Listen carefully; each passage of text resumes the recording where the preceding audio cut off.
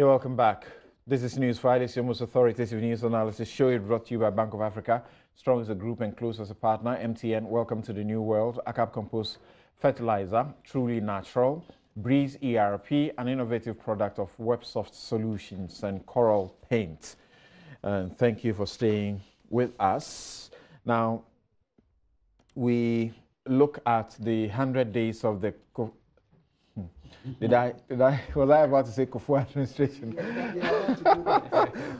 100 days of the Akufo-Addo administration so far, and the groups like the think tanks, governance institutions, these are institutions, I mean, institutionalized in our country now. The NDC may have all the problems it has with the CDD, but they can't take away the fact that the CDD is become a part of the democratic, development process of this country. Now, not just a part, a central part. Now, the CDD, for example, issued a statement on the occasion of the 100 days, and it's noted a few things. It's had a couple of commendations for the president's administration. Says that the Ghana Center for Democratic Development uses this upcoming occasion to assess the Akufo-Addo MPP government's performance from its vantage as a democratic governance think tank. We commend the teams of both the John Dramani Mahama National Democratic Congress NDC and that of the Akufo-Addo MPP government for working out a relatively smooth and peaceful transfer of power. They exhibited high levels of cooperation and accommodation, notwithstanding the occasional disagreement and miscommunication. We commend President Akufo-Addo for the speed with which he assembled his team of ministers and deputy ministers for the takeoff of the new government.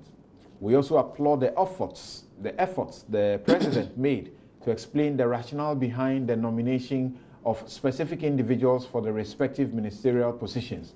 This practice suggests the willingness of the president to subject his own logic and reasoning to broad scrutiny, a healthy development for Ghana's nascent democracy if sustained.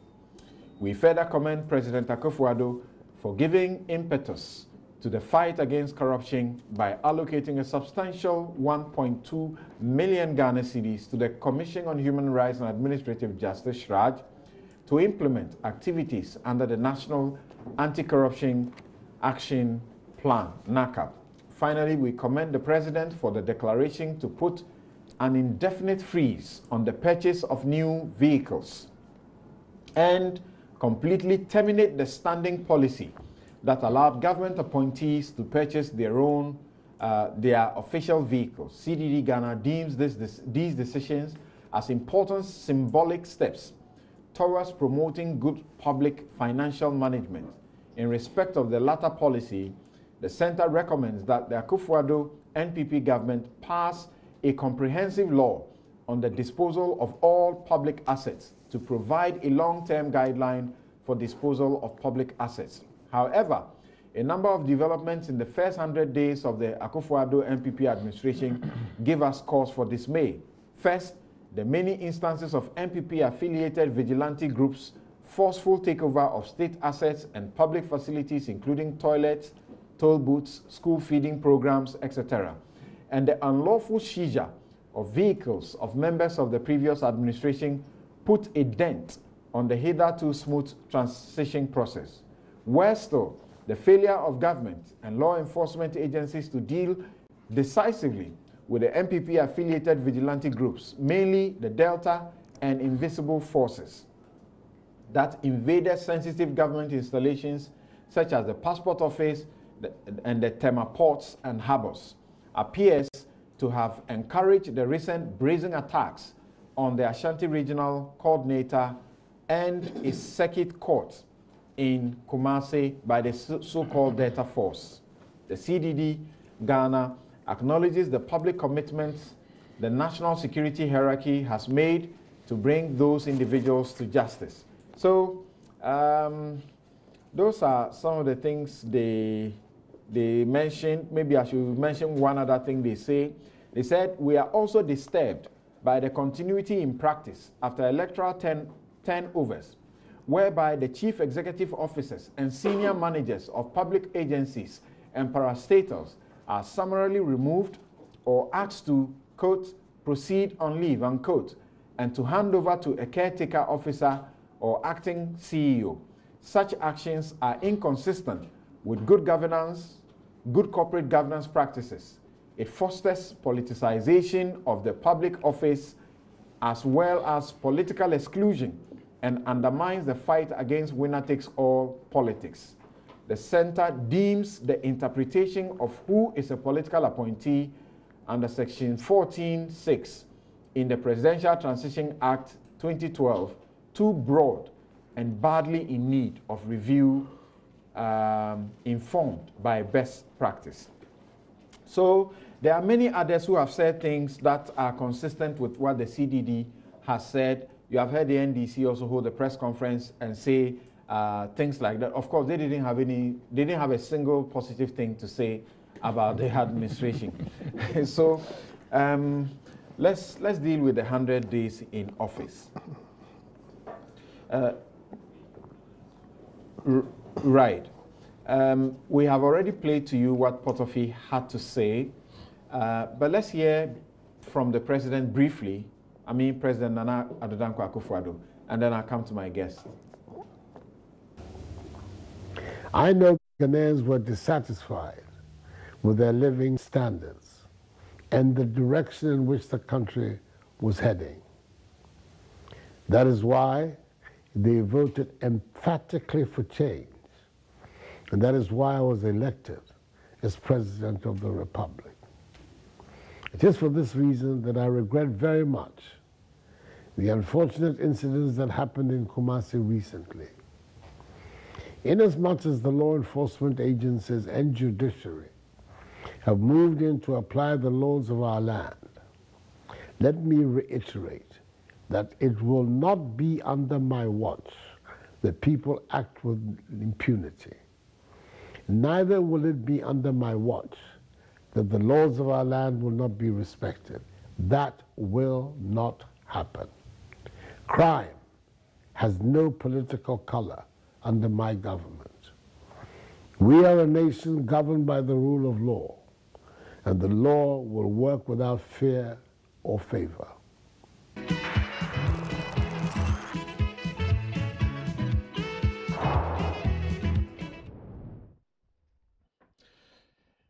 Right, so that's the president. Just a bit of his Easter message, which he speaks about, you know, what he would do, and particularly about the Delta Force and their activities that appears to have, you know, crowded, you know, his the good things that are happening within the government.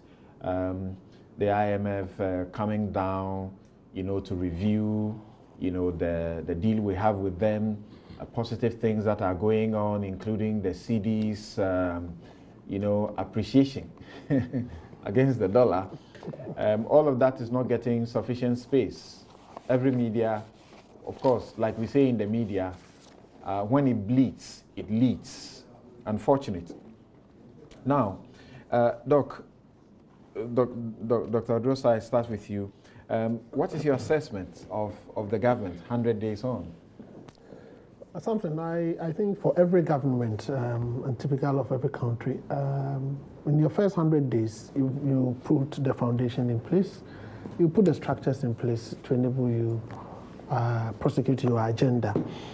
My assessment of the first 100 days, one, they've made interim appointments. Two, by way of structure, they've taken over national level governance by way of appointing ministers for the various MDAs. But what is lacking now is their inability to take over the subnational government level, and that is very critical. I also think that they've also been honest with Ghanaians by way of having some of their promises, their manifesto promises, reflected in the budgets, though they are yet to prepare their first development plan.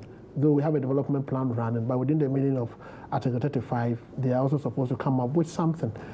So all in all, I think they've gotten the governance indicators right, except for a few excesses, some of which CDD we have catalogued in their press release. But I think there's more room for improvement. I think they are on course, and some of the challenges they faced are normal with our system. But the difference will be how they approach a resolution of those challenges. I think they are also expected as an institution or as a government to validate and verify the foundations of the economy and the governance architecture they inherited through the various handing over notes. And in the process of validating them, they've gotten it wrong because of the activities of these invisible forces and the likes. But I think that if they are able to work their way around well, in the next 6 months or so, they will do well. Let me touch on the budgets they presented. I think by way of our governance process, expenditure in advance of appropriation was made available last year for the government to run with up until the 1st of March. What it then means is that their budget will start running from April.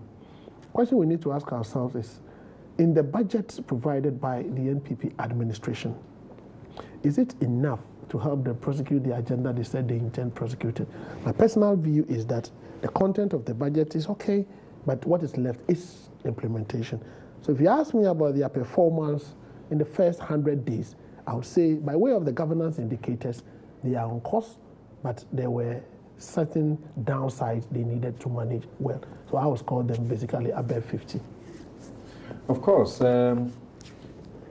groups like the operators of airlines have issued statements, if you have been reading the Daily Graphic, commending the government for the tax relief that they are supposed to enjoy, and they believe that that is going to boost, internal, air transportation, travel. And we hear that that's already, helping already because the numbers are increasing. It was getting bad. It was getting bad business. It's going on. Spare parts, they are working on that to finalize the process because there's a part that is a regional discussion that must be concluded and all of that. So a lot of pluses. The Minister for Finance has been clear that what we see happening to the dollar, not what is happening to the cedi, happening to the dollar, the cedi's fight against the dollar is not happening per chance. It is out of deliberate steps, measures that have been taken. I want to agree with him. This government enjoys a lot of goodwill in the business community and even the development partner community. So I want to believe that, yes, what the finance minister is saying is true, but, sustainability is the key word here. Are we able to sustain it? If indeed there are deliberate policy measures being put in place to ensure that there is a policy convergence between the monetary policy, fiscal policy, and the macroeconomic policy, then I'm sure that we'll be able to sustain it. But it's a matter of time. But I'm very positive about what I'm seeing, and I'm sure that if what they said they intend doing, especially the passage of the fiscal stability law and the creation of the fiscal council comes to fruition, and they allow them to operate as required, it will help us. One thing that I am always... The IEA has been calling for that for many years. Yeah, I think it's about time we do that. But then I would always say that they should not allow political expediency to blindfold them in the interest of economic efficiency in all of this. It is easier said than done. But then if they are able to do it, they will lay a very good foundation to allow the Ghana to develop. But the other side of the accusation, including from the NDC, is it not genuine that they don't say it the way I'm about to put it, but does it not sound as though you must be an MPP member to be a true Ghanaian, deserving of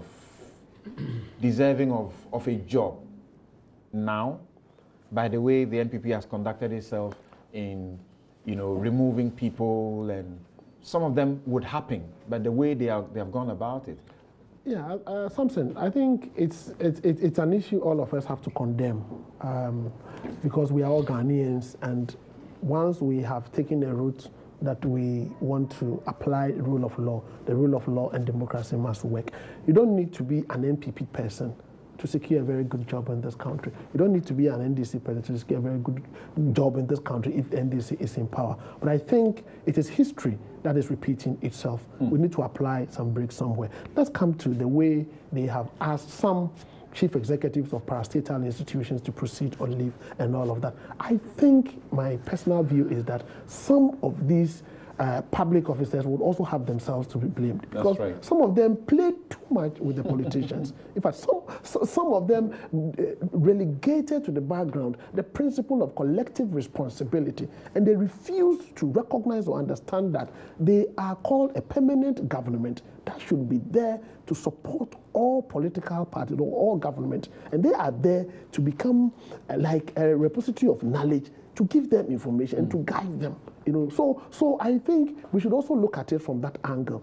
These politicians will come in, and even the way they even treated other politicians when they are in opposition. It's also very important. Right. If you are a public officer, a technical officer, your work is to help implement the policies of the government of the day. That's it. Yeah. But then if you extend it to treating people in opposition, politicians in opposition in certain ways and manner that suggests to them that you don't like them, then once they win power, then what is going to happen is that they'll pay you back. I think it's about example, time. Yeah. And you see, and sometimes people don't get me, but you see, this is where I am. I don't think that I'm capable of being influenced or bought by any of these political parties. Okay, beyond that. Let's call names. And I'm giving you a good example that someone like Kojo Chumbua, for example, some of them appear to have even forgotten or never been informed about the public service requirements of semblance of neutrality in the performance of their job.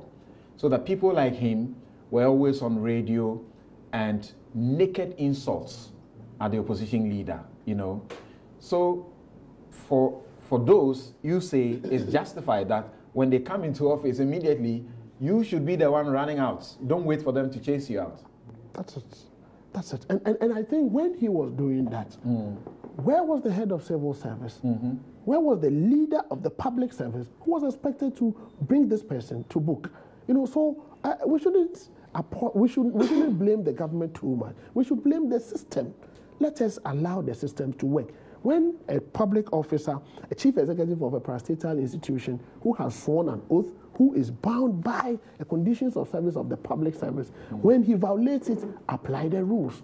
If we fail to apply the rules, then we have ourselves to blame. And you see, when you ask people to proceed on leave, it is an added cost to the nation. Because when the person is on leave, you are paying him. Somebody has been appointed to that position. You're paying that person too. So you are paying two people for the same position.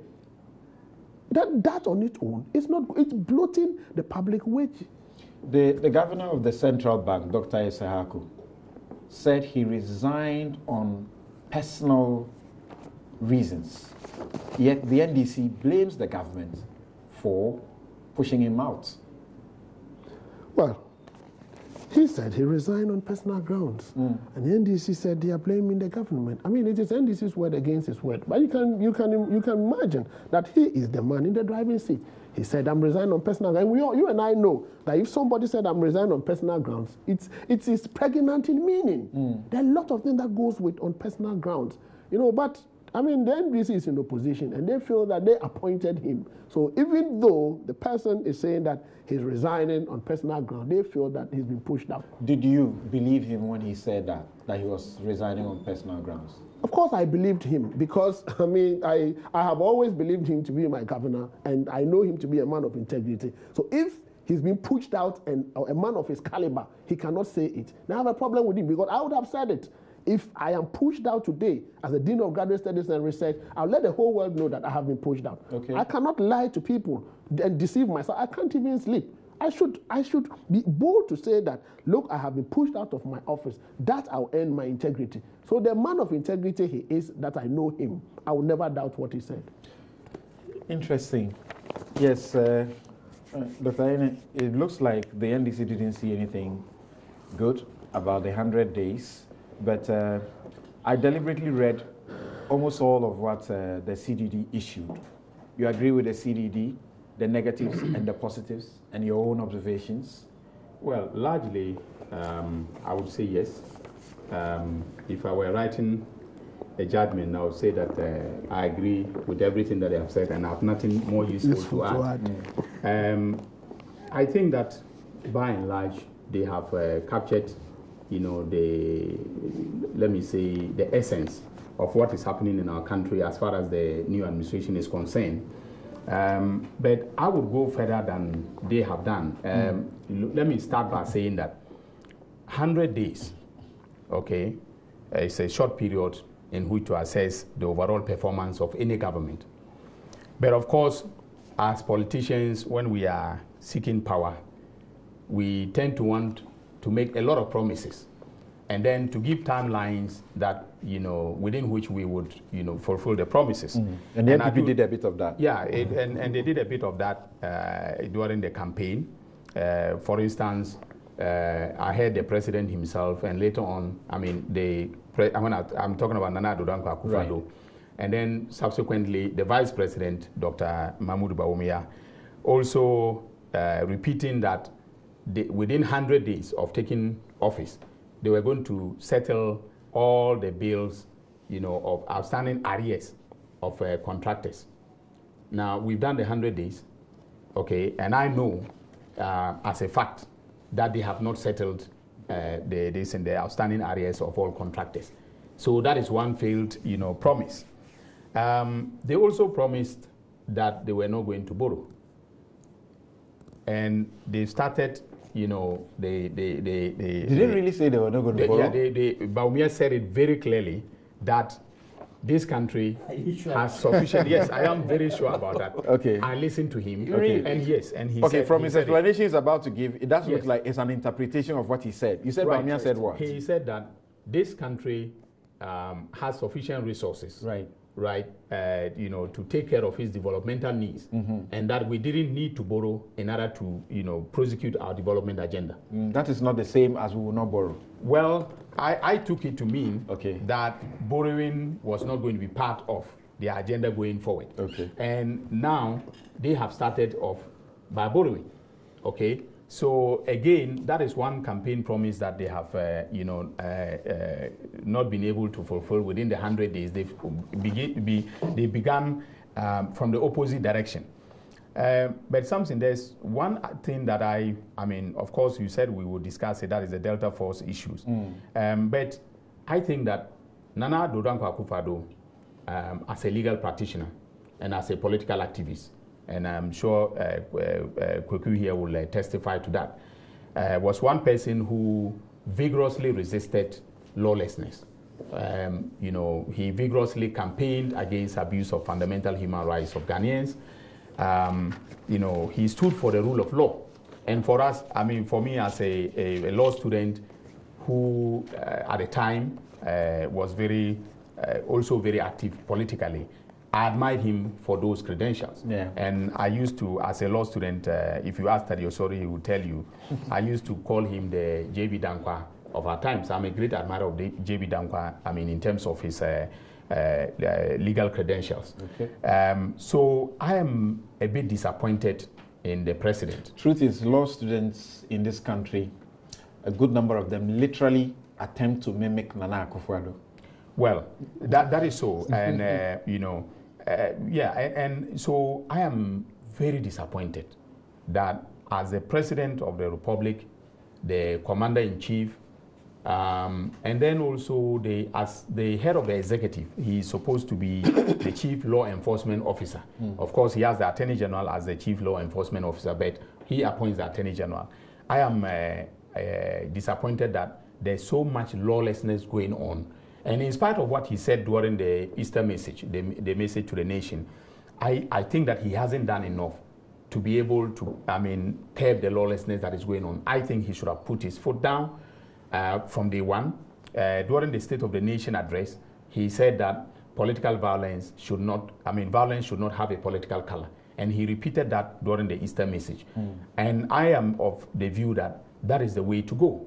But it is one thing saying that, political violence has no, or violence has no, criminality has no political color. And another thing, okay, taking action to ensure that those who are responsible for the violence are punished for their, for their conduct. I am not seeing that. What was he supposed to do that he didn't do? Well, they should have, first of all, they should have arrested the people who were, it started with the invisible forces, okay?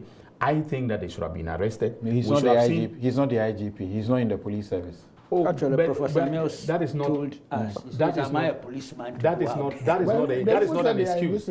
That is not, well, in fact, they are visible, invisible forces. and we do know them, Of course. Look, something, on a more serious note, no president should, be excused with this and that they are not the IGP, okay? Or they are not the, police people who are supposed to go and arrest and deal with criminals. No president should be excused. Professor because you are supposed, yes, and may he rest in peace, but I think that I would, disagree with the former President Mills if he said that, okay? You are the receptacle of all executive authority in the land by the Constitution. And there's no reason why you cannot, effectively ensure that your appointees, the IGP is appointed by the president. Okay, if the IGP is not taking steps, the IGP should be fired, all right, or told to do the right thing or leave office. So I don't think that any president should be given the luxury of making the excuse that he's not the IGP, and that is why there's lawlessness in the country. I think that, President Akufo-Addo takes ultimate responsibility for law and order in Ghana, because the executive powers that we've invested in him by Article 1 of the Constitution are supposed to be exercised for the welfare of the people of this country. And if we are living in a state of insecurity, if I am sleeping and I cannot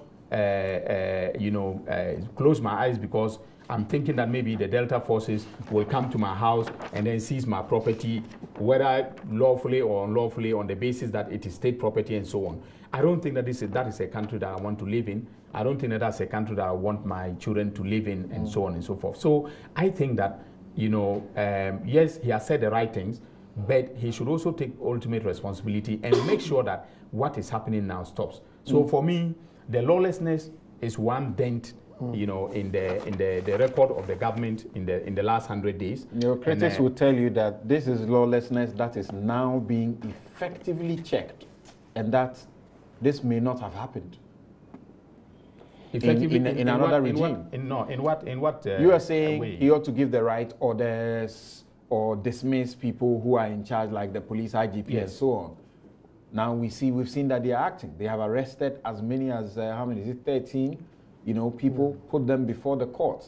And some of them have gone on a different charge. They've been slapped with fines and, made to sign bonds to be of good behavior. And then the main case is going to also travel as well. And they are being dealt something with. I can tell you that if this act had not been perpetrated on the court of law, okay, none of what you are saying would have happened. No, there was an earlier arrest before they were put before court, and then the other thing happened. Yes, but I'm saying that what we are seeing, okay, it has come too late, because from day one, okay, the invisible forces and the Delta forces and all the forces, Volga Bulldogs and so on, they were all, let loose to conduct their affairs the way they wanted, okay?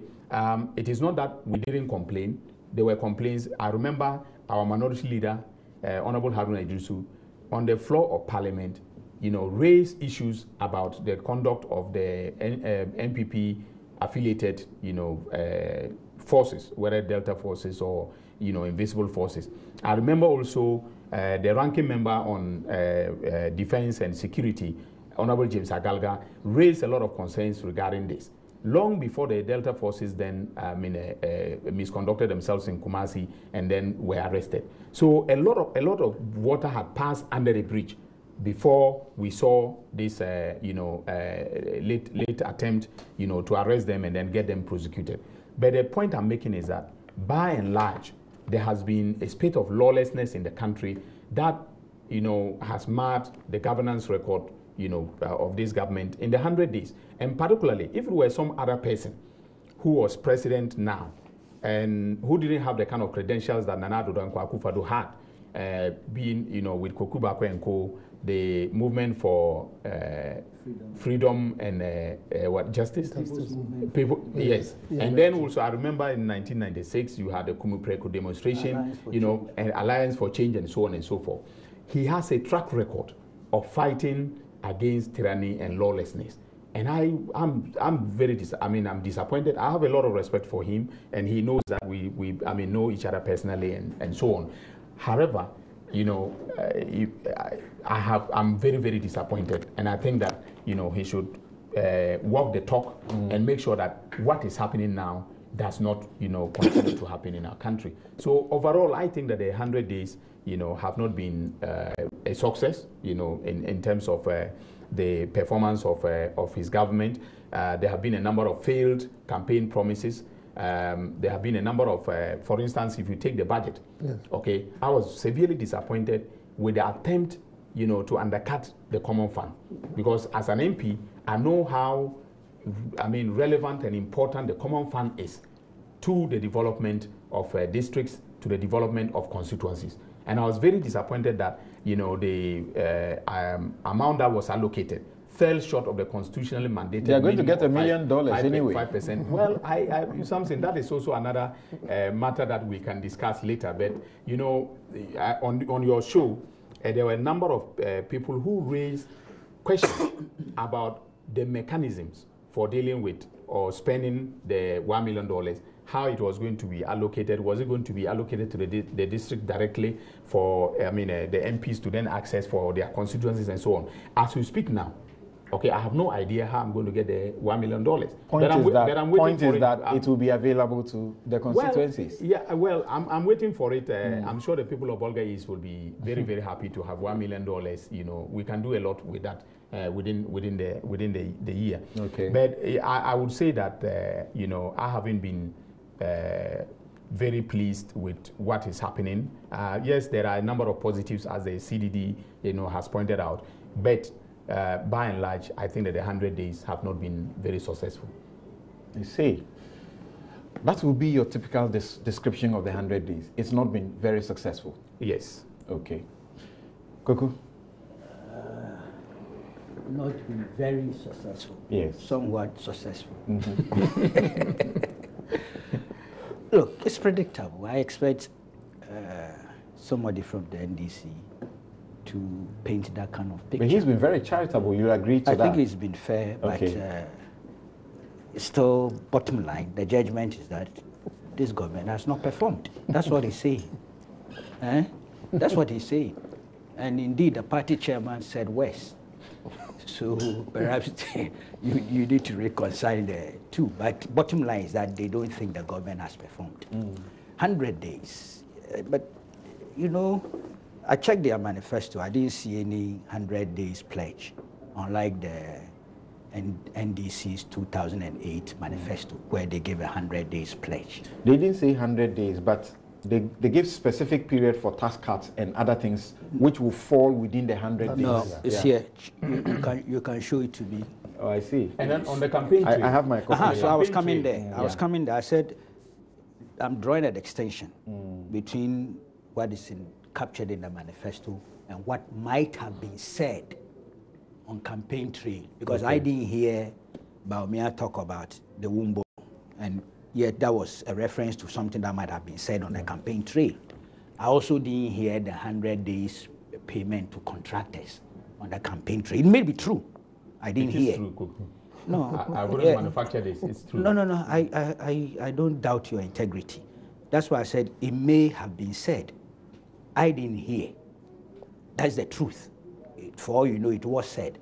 So it's legitimate if somebody stood on a political rally platform and said that within 100 days we'll do this and that, and come 100 days they haven't done it, it's legitimate to point it out. And indeed, it's legitimate to use that as an indicator of a certain failure. I have no problems with that. All I'm saying is that unlike the 2008 NDC manifesto, where they went to the extent of categorizing what they would do within 100 days, I don't see that in the MPP manifesto. It might be there. If it's there, you point it out to me, I will accept. I realize that the NDC 2012 and 2016 manifestos, they shied away from this 100 days pledge for good reasons, based on the experience they had had, because people dealt with them a lot. 100 days is such a short time to be able to do anything. So I would rather consider it too risky to do a manifesto and put 100 days time frame on it. That's my own view about it. But it's become a convention that we all wait 100 days, then we do an assessment of the government. I think so far so good. That's my view. The negatives is what we keep on talking about. The CDD. So far so good. It's also a book. Yes, yes. I think it's so far so good. That's my view. Right. See, now we have a full complement of the ministerial appointees. We have it in place. It's big. There's no doubt about that. 100, and I think CDD sees it as part of the minuses. I agree that the number could have been brought down slightly, but when I did my own mathematics, I realized that my reduction would be too marginal. So you might as well leave it to the leader, in this case the president, and the kind of vision, mission, and program he has to execute. At the end of the day, it's results that will vindicate or otherwise this number. So I'm waiting for some results. One district, one factory. I've heard about some seed money that has been put in place. Of course, it's going to be done in collaboration with the private sector. But obviously, there are banks who have already come to show that they have dedicated some money for that. Yes, so at least you can see some signs of some attempt to implement this quite very ambitious project as far as I'm concerned. So the Zongo Development Fund, we have a Zongo minister, a minister responsible for Zongo Development. Zongo Development. I think I'm not sure if there's any seed money yet for it, but in the budget, I'm sure something was made available, you know. So that's also important. And CDD makes a point that I didn't know of, that a very substantial amount of money has been given to Shraj for its anti-corruption activities. I hadn't even noticed that. If that's true, and I believe it's true, that's also important. The ban on purchase of vehicles by outgoing government functionaries, I think is also positive, because it's been a source of irritation and confusion any time we have a transition. And there are people who have asked that, look, let this whole policy be abolished. I don't know if that is going to be abolished relative to only government functionaries, because it's actually a practice in the public and civil service. So we must take another look at that. Whatever it is, even as limited as it is, I think it's a positive thing. And, you know, the CD is appreciated. Yes, there I go with Doc in terms of sustainability. So whilst I'm happy that they are doing well relative to that, I always tell myself that we should be very careful. This is a cyclical thing. And if we are not careful, you celebrate or over-celebrate now. The next day, the other way. So I think that whilst it's good, there shouldn't be over-celebration over that matter. Now, question of removal of some persons, I don't understand it. Who and who have they removed? We should have a list. In the Transition Act, there's a category of people that clearly must go. Right. Is that what we are talking about? Or the extent from what is in the Transition Act, others have been pushed out unceremoniously?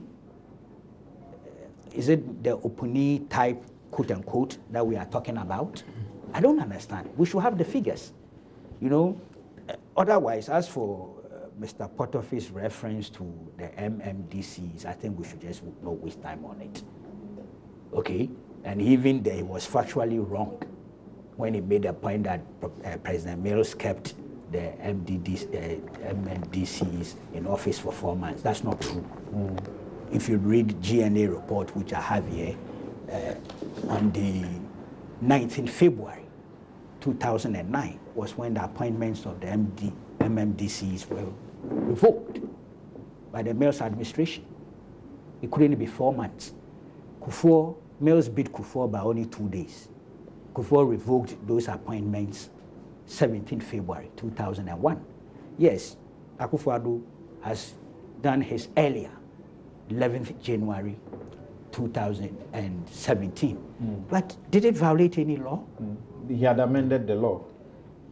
Yes, Yeah, so he amended the law yes. to allow that. No, you know, no, I'm talking of MMDCs. That's different. We are talking of that's appointees. different from the government Okay. appointees. The government, yeah. Yes. Okay, yeah. Yes. that's So what's the noise about that? There's no need for any noise. He there. refers No, and I specific. think, no, something you see, the CDD's point about Section 14 is that it is overbroad. Okay, they think that it should be narrowly interpreted to apply only to political appointees, strictly and properly so called. Article Yeah. 71. What are they Not calling for? So necessarily. they are calling for some amendment. Yeah, because that law is problematic. It means It's before the yeah. amendment, nothing has gone wrong, legally, constitutionally. They have a problem with the interpretation. Interpretation. So go to court. Yes. If there's a I was breach going of to- law, I was going to refer to one specific, one of the specific instances he gave. I'm referring to Mr. Potofi, that the head of the local government service, Dr. Callistus Mahal, had been asked to go in a manner. which law does it breach? They say it breaches the law because So go to court and test it. He's in a position as the head of the local service. sort Local of. government Local service. government Yes, local Listen. government service. If there is a breach of the law, what do you do? What is the cure? You hold a press conference and lament, or aside the lamentation. But that's also a you legitimate No, cause. that's why I said beyond the lamentation, what do you do to help the governance, the culture of democratic governance? You go to court. Yeah. Get a court to pronounce on it, so that no other government can do that again. But if you just hold a press conference, lament, and then we all debate it, we are arguing, counter-argument, there's no solution, because I don't believe there's a breach. Okay. In fact, You he believe there's did a not breach? mention any law in actual fact. I was also listening to hear whether he will mention that he's violated the local government service But the Act or caucus, I think the something. caucus in Parliament had already raised the issue. They should go to And- court. Okay. The most ridiculous one is this thing about the Bank of Ghana Governor. governance. You remember the day we discussed it here? I said I believe the gentleman is not a coward, if you recall. And Dr. Osai actually emphasized and reinforced my view. He's not a coward. For all you know, there could have been some undercurrent. But if he's unable to ventilate that, why are we being invited by Mr. Potofi to run with that thing? What are we supposed to do? Is that helping good governance as well? Rumor? We just interrogated rumor in Parliament. And we went into a cul-de-sac. Okay. Now we are being asked to investigate or trail another rumor relative to Bank of Ghana. Come on. I think that we should be serious in this country. Look, 100 days has been good. Now, the point about the District Assembly Common Fund, I've heard that argument too. That's it's so supposed to be a breach of the Constitution. My brother here is a fantastic lawyer. Yes, and NDC has fantastic lawyers. Go to court, cure the mischief, so that no government, including this one, can follow that line. But apparently, I'm sure the mathematics is confusing. It's not confusing. We are actually about to file a Supreme Court. Thank you.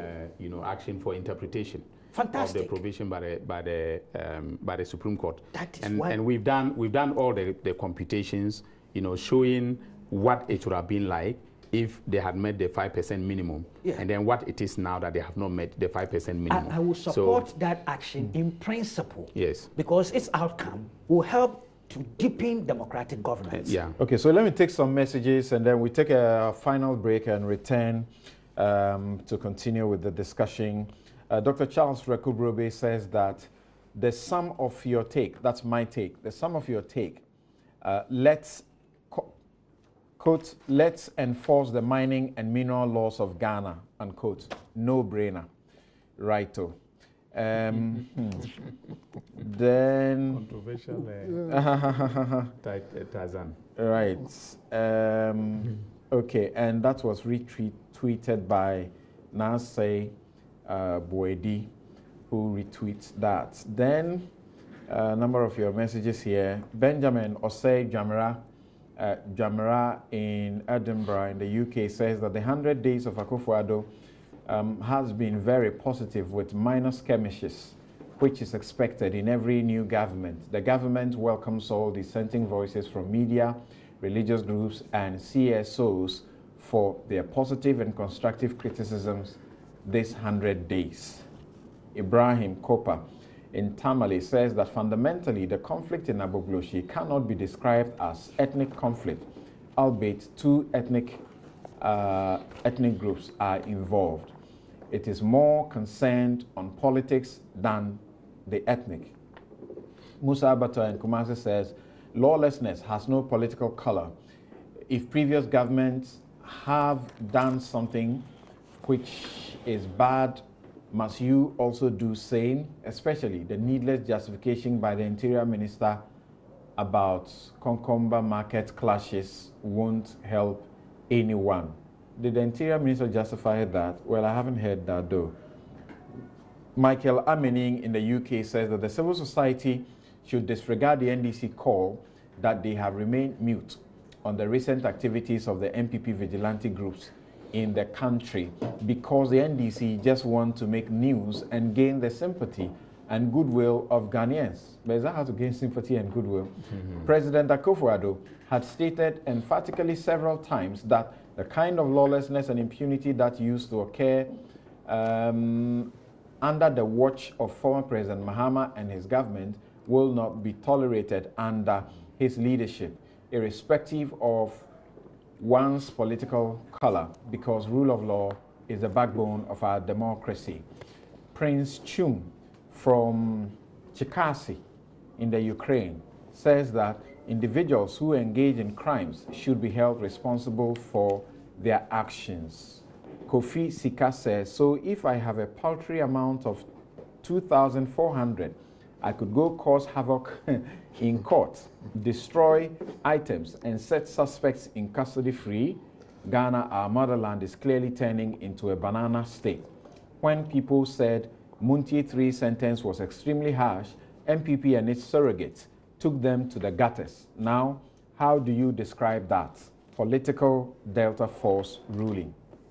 Okay, so when we come back, some of us need to educate some of you about some of these things. When people are taking on contempt and criminal contempt and they are dealt with in the manner they were dealt with, it is wrong to want to use the same measure for what happened in court about those people escaping from lawful custody and the judge saying that they had presented themselves, they had reported themselves back to the police and they had shown some remorse, and the law allows that they could go in custodial or they could have fines, and the judge uses their discretion as the law allows them to give them fines and bond them to be of good behavior instead of putting them behind bars. The main substantive crimes of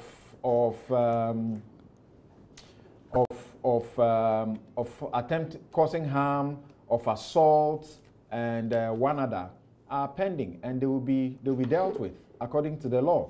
And all of those two you must watch, because they are almost all of them are misdemeanors, and the maximum that the law prescribes is some 3 years that they will go in jail. That's the maximum, and the courts rarely give the maximum, and there are fines too that they could be made to pay. So let's be careful about how we say, because this happened in this case, this must happen in this case. Thank you. Right. The courts deal with each case on its own merit. Ask the lawyers. I'll take this message, which has just been brought to my attention, and it's supposed to be from Mustafa Hamid. I'm not sure if he's the minister, but that's what it is, Mustafa Hamid. And he's posting that Samson Ayenini refused to allow the MPP reps sent to Newsfile because they don't meet his standard. meaning Nana B and Eric Chum do not meet that standard. Samson, what's your standard? Who are you? Who even knows you? Okay, I'll not continue with the rest of them. No, this cannot be from Mustafa. Okay, yeah. It's Mustafa Hamid, but I suspect he may not be the one because maybe somebody who also goes by that name. Yes, I think it's somewhere in Kumasi also. Okay, I've seen some right. on social media. Right. He says this is a platform. Yeah. Says okay. There's other things he says I will not say. This is a platform that that has entertained Felix Ofosu-Kwakye, Otokunos. You saw Otokuno on this platform before. I don't know where you've been watching, and other guys and so on. And so whoever heads MPP communication, this is the deal. Okay, let's see how it goes. But once again, this is what it is. And I've even read the former Attorney General, Aiko Otu, before go to social media to say that it's me who determine who comes here, and I have made it for friends. I pick and choose friends. At a time when he obviously knew that he had problems with the NPP, and the NPP themselves were not allowing him to come on this show, he chose to go on social media and blame me. But you know what? Like the President Mahama said, ultimate responsibility. I take him. We'll be right back.